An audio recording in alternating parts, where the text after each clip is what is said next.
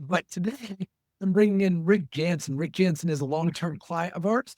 He's also a white label partner, but he really specializes in AI, guys. And I think AI is adapting so fast. I'm using ChatGPT a little bit, but Rick has some really good tips up his sleeve on how to use AI in the sales world. We were hanging out at an event the other day, and I said, "Rick, let's make sure to get you integrated with the audience." So appreciate you coming through, Rick, and feel free to reintroduce yourself. I didn't do a good enough job there, dude. Yeah, no worries, moves things. So I apologize for the audio issues. Seems great until it's not, right? Camera wants to turn on, and all of a sudden my speaker and my mic are like, yeah, we don't recognize you in the laptop. So my name's Rick Jansen. Gosh, where do I start? Big fan of Sphere Rocket and big fan of AI. And the reason I'm a fan of AI is because it's the first technology that actually gives us time back in the day.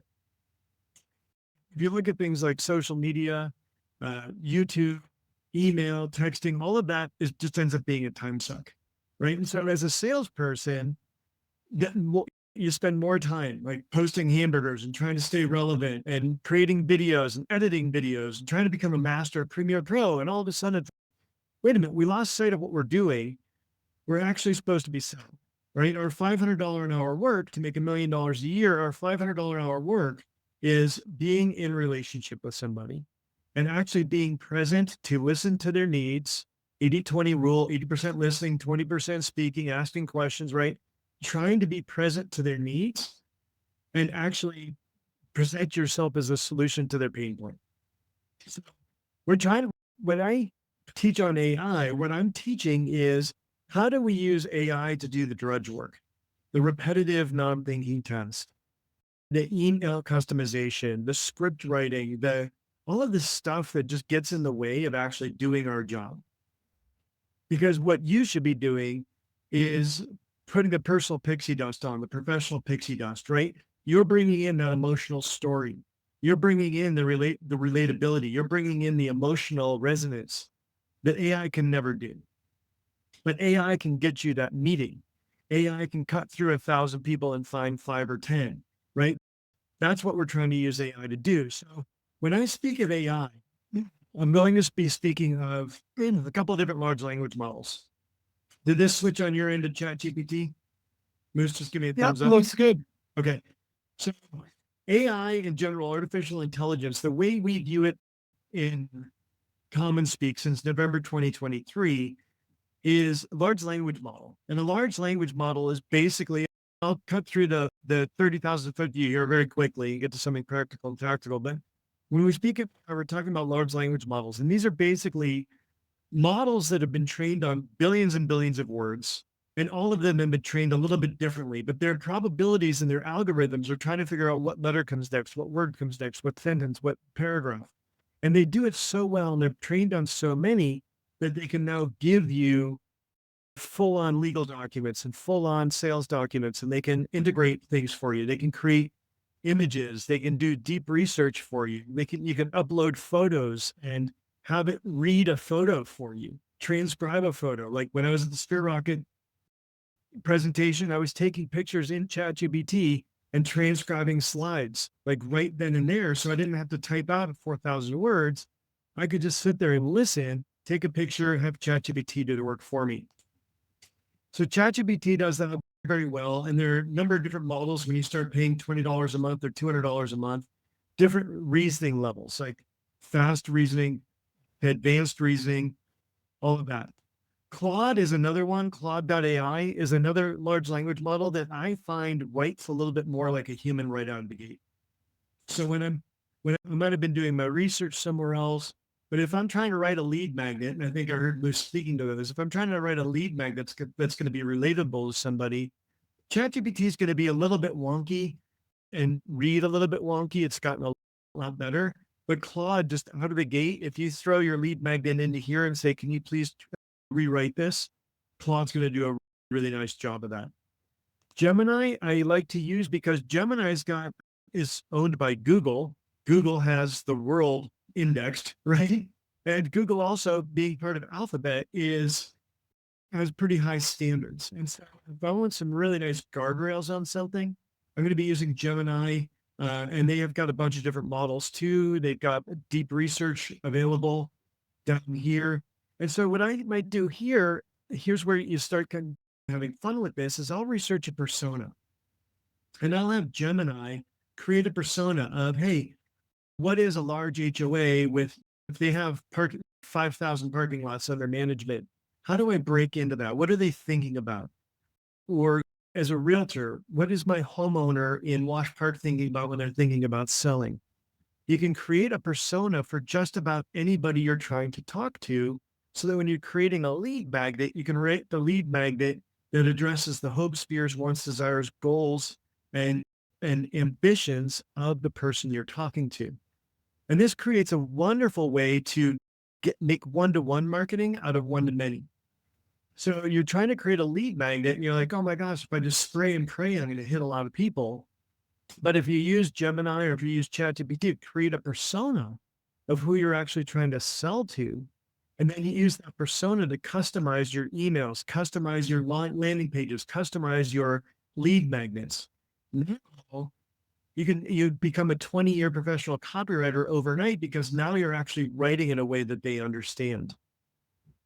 Let me show you what this means. So let's go back to ChatGPT for a second. I'm jumping all over the board, but just raise a hand if I'm going too quickly, or unmute yourself and ask a question. Good man. So I used to teach prompt engineering, and prompt engineering is, a prompt is what you're writing to the large language model, asking the large language model to do something. And I used to go into great detail on, okay, you've got to teach it that it's this and ask for that and blah, blah, blah. And there were like 18 different things to get a really good prompt. But now if I say, and let's go back into this persona example, if my mouse can catch up to me here.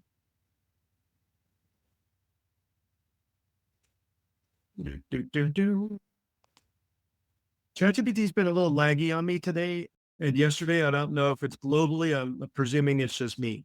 So let me go over to Claude and see if I can do this. So I need, or we would like to create a buyer persona. Who's got a product that you're selling? Somebody just speak up. What are you trying to sell? VAs. For someone needing a virtual assistant. Solopreneur? Yeah, let's say I'm a solopreneur. Okay. So if I didn't know how to prompt, I might say, hey, I need to create a buyer persona for someone needing a virtual assistant, a solopreneur. That's a really pretty weak prompt, right? I'm not asking for much, and I'm not giving it enough context.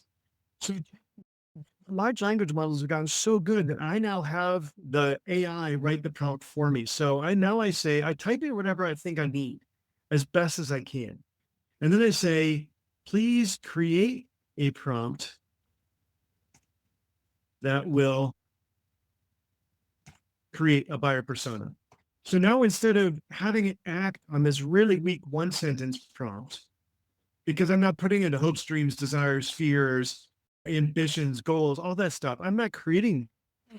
But now AI creates my prompt for me. And look at how much more detailed this is. It's going to research the core demographics, the business details, the daily life challenges, the virtual assistant needs, the decision-making process, communication and work style, values, motivations. So now what I'm going to do is I'm going to copy that. I can either highlight it like this, or I can just use the copy button. And now what I'm going to do is I'm going to paste that prompt in here and have it act on its own prompt. And you can see this prompt, that's a pro-level prompt engineer, right? This is someone who maybe has studied prompts for 2 years and applied everything they knew. I'm not that guy. So I'm going to put that in there. Oops, here it's already doing this. It's now giving to me the solopreneur virtual assistant buyer persona. I'm going to try to blow this up and bring it over for you here. So overextended Oliver is 35 to 45 with a bachelor degree, may have some special certifications, makes about 150 to 300. He's a digital marketing consultant specializing in lead gen. And of course, you can just go back and change this to whatever you want, right? Business details. Annual revenue, been in business for 4 years, currently transitioned from stable client base to growth and scaling. He wants to increase his client roster by 30% within 12 months. Now you can go in and modify this and change this any way you want. But if you know his daily life and challenges, or her, if you need to know the virtual assistant needs, most wants to delegate this, that, seeking skills in this, needs approximately 15 to 20 hours of assistant, and here's his budget, and here's the decision-making process, right? How wonderful is that to have a little bit of that in hand right out of the gate? Values, motivations, persona summary. And now here are the key messaging points to drive home. So now if I'm writing my lead magnet, if I'm writing my email, and I can just save this persona, and this is one persona, and then I can create a second or a third or a fourth with this level of detail. But if I can now use this persona and drop it in and say, hey, I'm needing to write a 5 email drip sequence for someone who just responded to the lead magnet. Here's the persona that the lead magnet was written to. Write the email to this person. How much more effective are your emails going to be? How much more effective is your lead magnet going to be if you're addressing all of these things about your client? So that's just one tip out of the gate. Another thing I like to do. Any questions on that? First of all. So far, so good, dude. All right, awesome. So another thing I like to do, I don't know why ChatGPT is just completely hung up. Here we go. So I'll say, who are you trained on for writing email copy? Because a lot of people say, hey, acts like a professional copywriter. Who? Maybe Laura's a professional copywriter, but she writes for divinity magazines. And maybe John's a professional copywriter, but he writes like recipes. That doesn't help. So I'm asking ChatGPT, who is ChatGPT trained on for for writing email copy specifically? Because that's my goal. You could write for lead magnets, you could write for business plans, whatever. And so it's saying, hey, I'm trained on Ben, Andre, Joanna, Gary, Dan, Seth, Russell Brunson, etc. So if you're aiming for a specific purpose, tone, or outcome, I can help replicate or adopt these styles. So I would like to pitch the hiring virtual assistants to solopreneurs. I just offered a lead magnet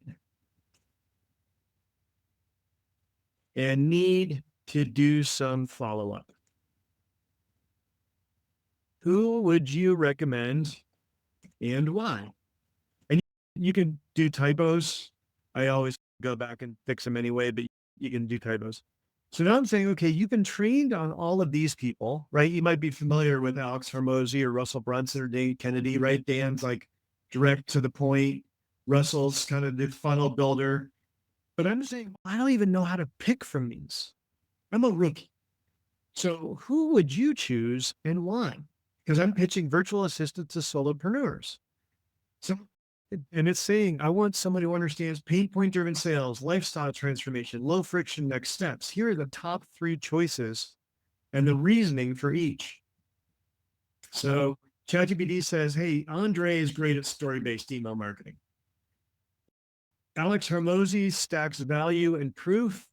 And Laura Belgrave, who I've never heard of, writes personality forward, relatable writing. So how I burned out and fixed it with a $6 an hour VA. So now it's saying blend them. Start with Hormozy's structure for email clarity. Blend in the storytelling to build 2 to 4 emotional connections, and sprinkle in a little Belgrave's charm and relatability. So now I go back and I say, here's my buyer persona. And there's a copy button I'm not seeing right away, but no, that's the prompt. Here's the solopreneur. So I'm going to take this and just show you how this works. Oh, there's the copy button right here. So the little paper thing down there. Moose, what was the lead magnet on? Or Yeah. let's do an SOP Just top SOPs, top 50 SOPs, or the top 200 task list is another really common one for us, Rick. top 200 what? Task list that VAs can do. Okay. Here is my buyer persona. So I'm going to, it's now figured out the writing style. It's figured out all of that, right? You recommend the cadence. I like your recommended blend of styles. I'm now saying, okay, my lead magnet was this. Here's my buyer persona. You've already blended in, how the style and the copywriting.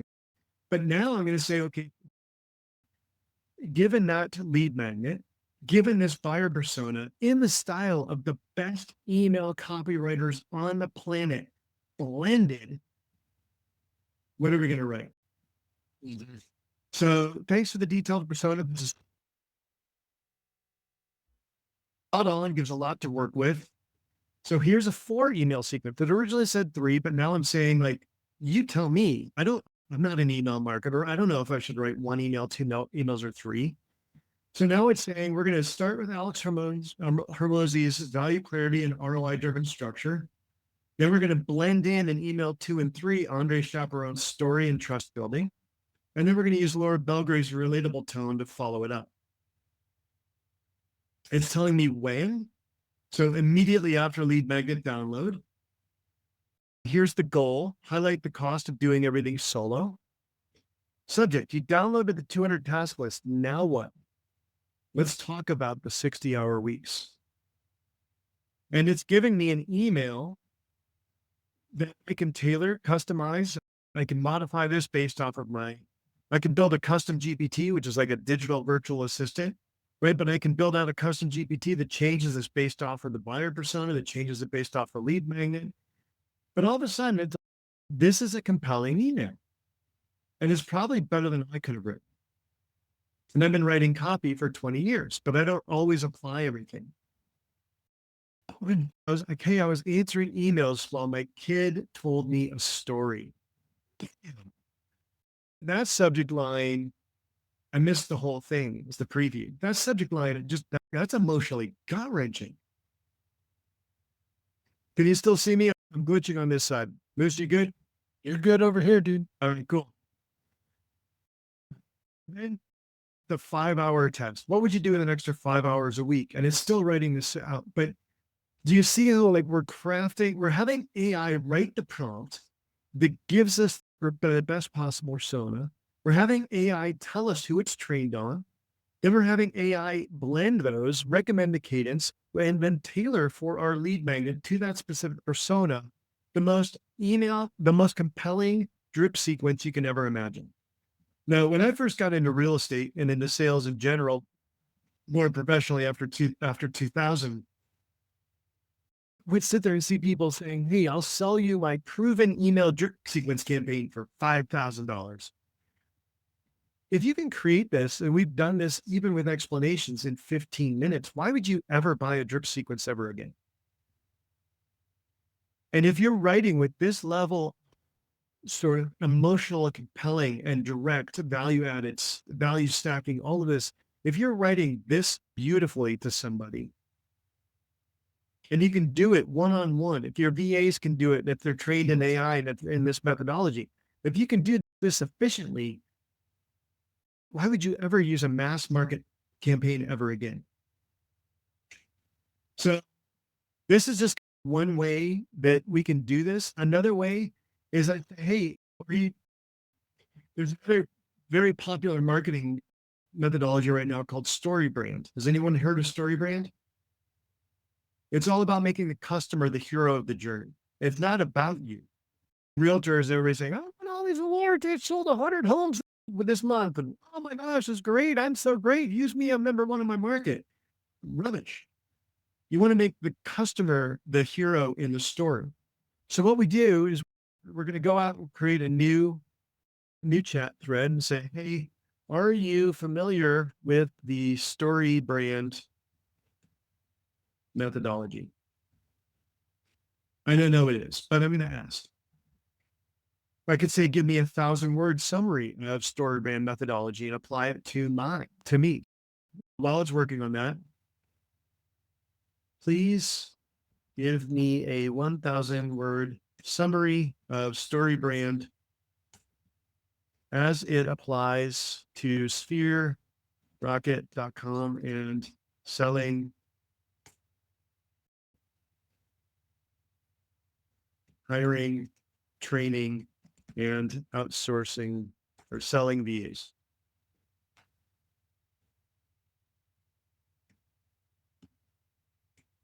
Hard to type when it's not keeping up with me.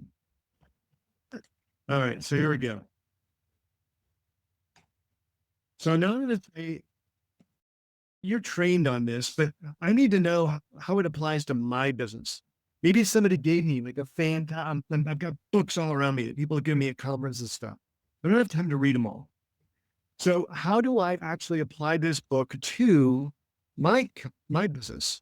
And so Storybrand says, hey, the character has a problem, meets a guide who gives them a plan, calls them to action, helps them avoid failure, and ends in success. What is that very popular Storybrand framework that you'd pay a marketing consultant $20,000 to draw up for your business? What does that look like when you're actually applying it to your own business? Because you can give me the best business book in the world, but unless I'm actually applying it word for word to my business and having that author sitting on my shoulder telling me what's going on, I'm going to forget and I'm not going to apply it properly.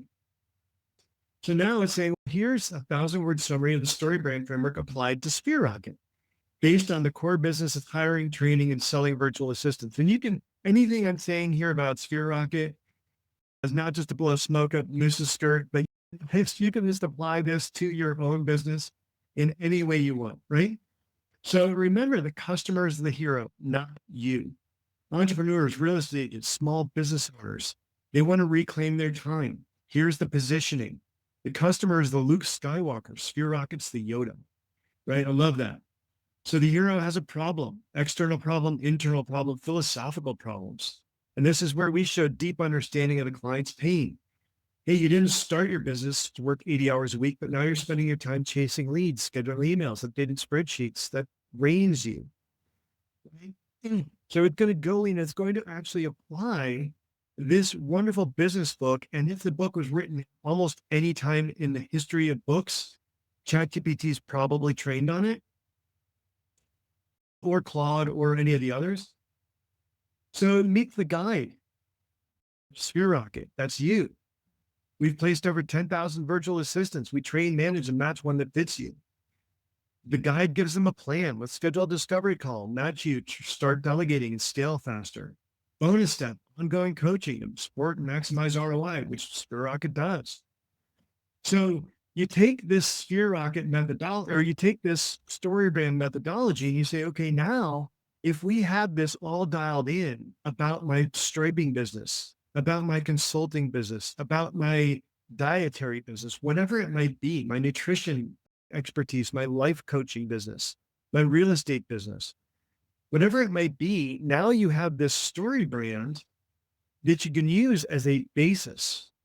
And you remember when I was doing some brand exploration for my real estate business, I was paying someone $5,000 to do this work, to come up with my avatar. Oh, who wants to buy real estate? Who needs a luxury real estate agent?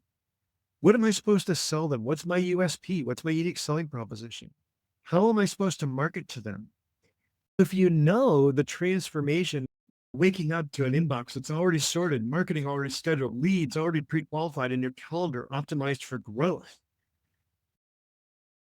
If your marketing now is tailored towards that vision of transformation and it's consistent, and you've got this problem, solution, success, like clear one-liner, all of this stuff. And this one-liner belongs in your footers, your slide decks, your LinkedIn bios, your business cards, everything.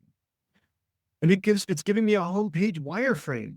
Like you can design your web page. You can get all of your HTML code off of, so you can say, now design me a landing page for a lead magnet about the top 200 tasks that a VA can do for you with the story brand in mind, with this persona in mind. Give me the HTML copy. It'll give you a beautiful landing page, and you can just drop that HTML copy in WordPress, and bada bing, bada boom, you've got a highly successful, high converting landing page for selling VAs. Is this picking off some light bulbs in anybody's head? Yeah, I love this, dude. And guys, the reason why I think this is so important to show this to you on this full specifically is 9 times out of 10, when somebody hires an ISA through Sphere Rocket, right? Let's just use the example that we're on with real estate, right? They will have the ISA reach out and say, "Hey, are you interested in 123 Main Street? Can we set up a consult?" Then the ISA is getting kicked in the teeth, right? Anthony, you're in financial services, right? So if you hire an ISA and then the ISA goes outbound and says, "Hey, are you interested in setting up a call to talk about annuities with Anthony?" The ISA is going to get kicked in the teeth, right? One thing that I've leaned on throughout my sales career is that there's no such thing as sales talent. There's only a difference in your sales process, right? So what Rick is showing you here is if you can get your ISAs using prompting for AIs, they can come up with different lead magnets and different hooks on those lead magnets with leaning on you. They can ask them the same exact questions, but just by having a different approach to it, right? Now they can get you appointments booked without saying, "Hey, are you interested in talking about financial services?" No. You know what I mean? Yeah, I can't tell you how many people I hang up on. I always wish them a nice day because I realize what a brutal position they're in. They're like, "Hey, take me up your list. Have a great day. Good luck to you." But we'll talk about outbound sales script for an ISA rather than getting kicked in the teeth. What would be a good sales script? What would appeal to this story brand, right? Now that we know the customer is the hero in the journey, we know their pain points, we know all of this about them. And this could be for financial services. This could be about parking lot striping. This could be about whatever you want it to be about, right? But now it's going to say, "Hey, here's the intro. Here's problem identification." Have you ever looked at a to-do list and realized you're spending your time doing $10 an hour tasks instead of growing your business? So why I signed up for this? What was that? That's 100% why I signed up for this, because I'm constantly doing just admin stuff that's $5 an hour type of stuff. It just bogs me down. Like, there's no time to even get to my clients or do work on sales and work on new clients. And it's just too overwhelming when you're owning a business. And yet I own 3. So I got ahead of myself before I got the second and third one going, but I guess it's already set in motion now. So I'm not going to slow down. Beautiful. So this talks about the guide, positioning, and plan. Here's a soft call to action in scheduling a call.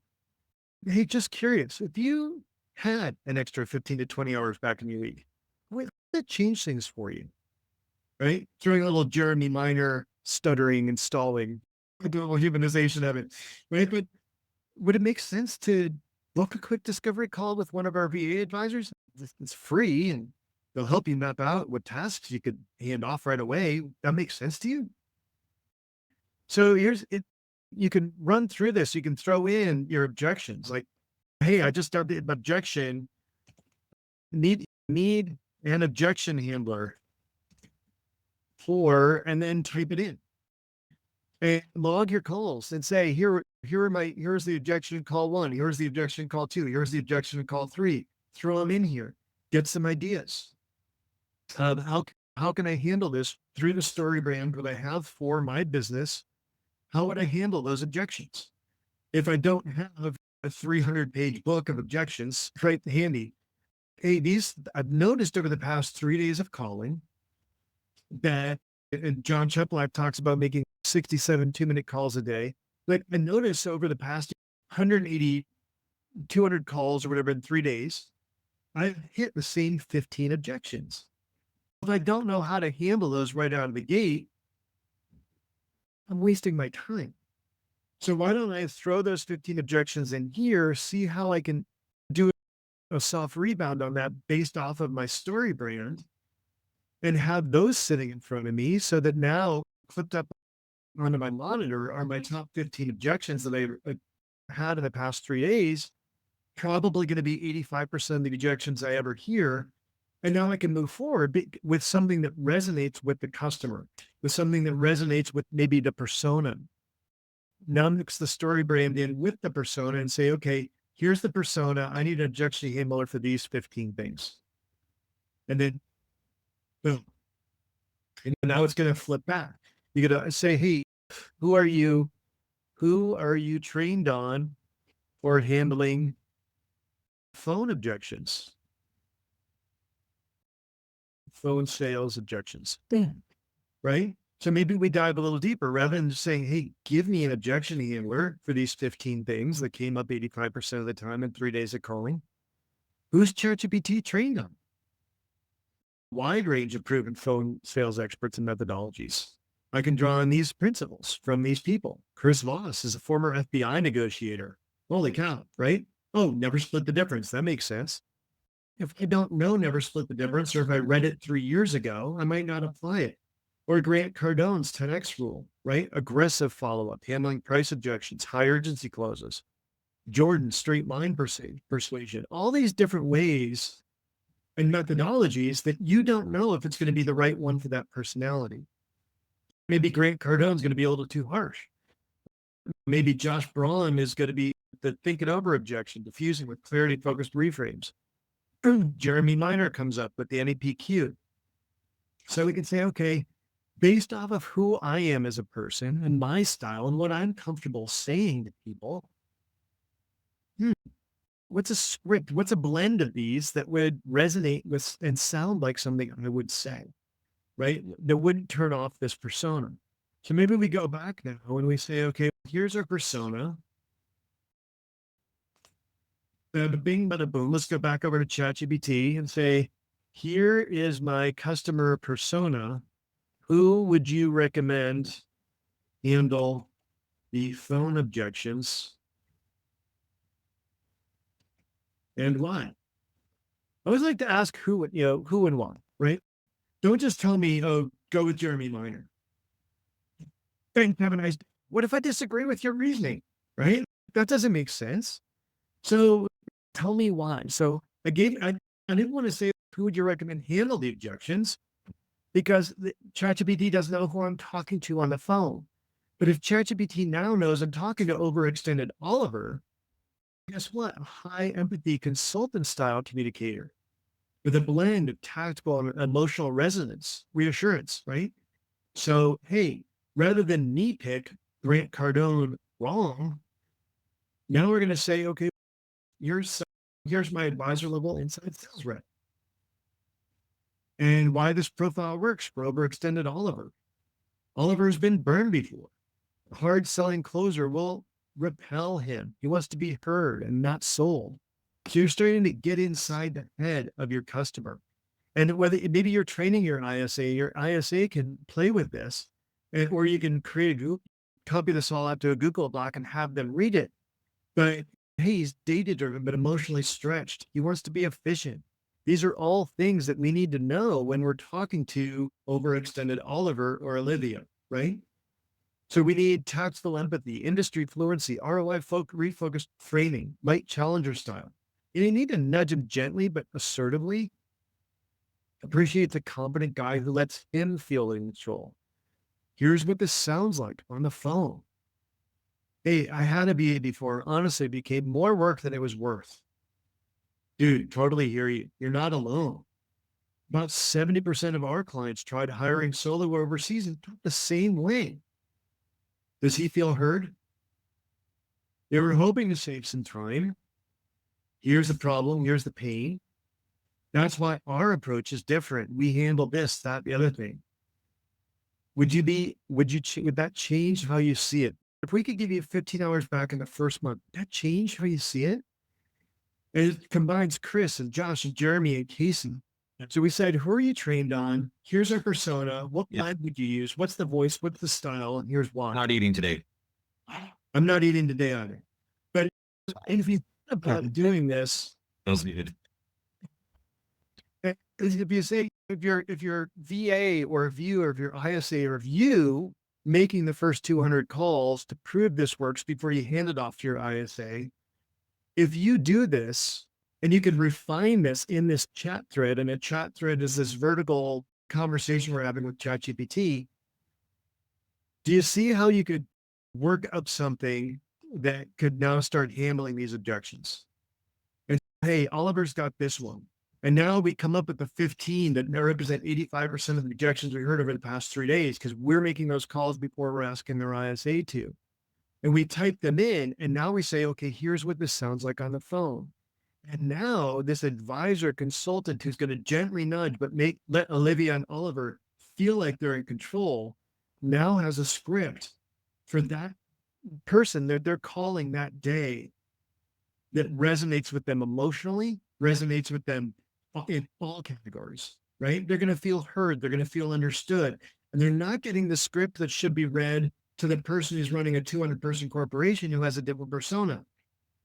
They're getting read the script and the talk track that actually resonates with them as a person, and what their needs are, what their pains are, what their objections are, what they've been struggling with.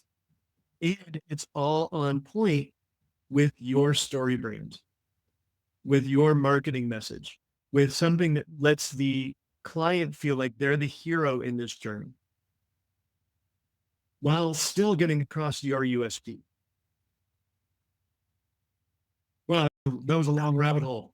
How are we doing? No, love that, man. And on the objection side too, which is interesting. I've taken. We used to be, Rick, you know this. We used to be a one size product, right? One product fits all, and then we built it into multiple tiers of products, right? But what we did was we took sales call recordings, uploaded it to ChatGPT, right? And then found what the most common objections were and found ways to start building on different product tiers, right? Then using those objections as front end marketing as well. I'll give you an example. I don't want to hire a virtual assistant because I don't have time to train them. Easy, cool. So let's build out a lead magnet that says we're going to reduce your training by X amount of hours because we offer 20 hours a week of live training now. But having not thrown that data into ChatGPT, we probably just would have used it as another objection and not created a frontier from that. You know what I mean? Kyle and James, Laura, Anthony, John was asking you, how did you upload those calls into ChatGPT? What does that even look like? Can you give him like the logistics of that? Yeah. What we did is we took the transcription out of Zoom and took the Zoom summaries, right? And then just uploaded those into ChatGPT. Okay, cool. Yeah, but some people might be like, how do you load a call into AI? Not the physical call itself, but it's pretty darn close to it. As close as we could get, right? Yeah. Just Absolutely. I had a whole presentation. I covered none of it, but I thought I was just kind of running with what I thought was going to be helpful for today. Oh, that was great. Were you going to ask something, Anthony? You just load the summary. Yeah. Load the summary, right? And if you have volume of summaries, we're doing 800 calls a month. We can get volume pretty quick. You guys know if I'm trying to integrate all kinds of tools. Like I was using this company called Fixer. It's like Fyxer. They do a bunch of email summaries and they work a lot like Gemini in Workspace. But I don't know. They haven't been linking up or syncing up the right way. You guys know if it does Gemini in Workspace work really well with email summaries and giving you options and kind of like pre-write some emails? Anything about that, Rick? I'm not sure. In email, there is a side pane. If you have Google Workspace or whatever, that you can interact with your emails. You can have ChatGPT, or you can have Gemini read your emails and summarize them. I'm subscribed to one, TLDR, too long, don't read. It's just like, I get so many from TLDR that like you can have Gemini sit in the side and actually summarize all the TLDR emails, because I'm like, okay, I've got 15 this week. I don't have time to read your shortened version either, but I still want to stay on top of AI news. So what am I supposed to do? I know Gemini has some stuff built in. Copilot has stuff built into Microsoft. There are some built-in tools and all that tool-specific training I can get into at other times. Even asking Gemini, go into Gemini and say, hey, how do I use the email summarizer and email writer built into Gmail? And Gemini will tell you. It'll give you a step-by-step instruction. I don't Google anything anymore, by the way. I go over to, and by the way, this is the presentation I had that we're just not going to do. The, I go over to perplexity.ai, and I say, how do I use the built-in email AI tool in Google Workspace /Gmail to summarize and interact with my emails?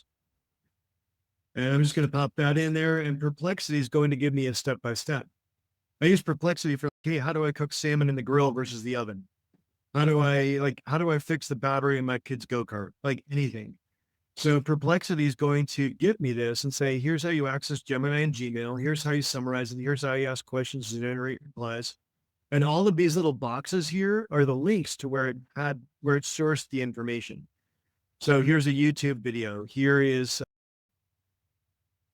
Wired magazine talking about how to summarize your emails in Gmail.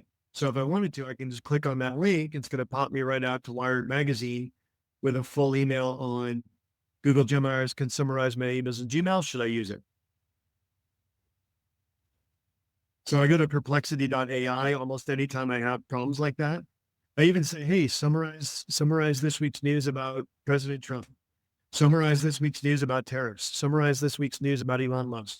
I don't want to read through all that garbage from all these biased papers. So I'm just like, hey, summarize the news for me. What do I need to know? How does it apply to my business? This is going to impact my customers. So I'll gather the news from Gemini. I'll gather it from Perplexity or whatever. I'll throw it, if I want to, like ChatGPT has a search function, but I just find Gemini and Perplexity do that a lot better. I love using deep research. When you're on the $20 a month plan, you can only use it a number of different times. Gemini now has a deep research built in. Grok has a deep research built in. Grok is on X. But deep research, you can say, hey, I want a really deep dive on this. And it's going to go out and look at 40 different websites, analyze for 5, 10, 15 minutes sometimes, and come back to you with a game plan. So if I'm writing a business plan, a pitch deck, if I am trying to do any sort of really deep research, I've done it for created use cases for vacant commercial space. I've done it for also, hey, I think we can throw this into that building. What do you think? Deep research. And it analyzes all my competitive uses, all of the market stats, all of the market dynamics, all of the possible investors for that space, and goes deep dive. So it's just incredible what AI can do. This is just surface level stuff. If you guys need to get a hold of me, Janson.ai, JANSON.ai. You can book free consultations with me. You can just talk about how AI applies in your business. But Moose, thanks so much for having me on. Thanks for close. Thanks for jumping on, man. I appreciate you jumping in, guys. One of the most undervalued assets of SphereRocket is the community that we build, right? Rick, I appreciate you jumping on, guys. Definitely take some time and jump on with Rick if you want to learn anything else about AI. He's probably the best AI expert that we have in our community. He's been in our community for years, so I value the relationship a lot, man. This will go into our course, our Kajabi course. So if anyone wants to watch the replay, it'll be there.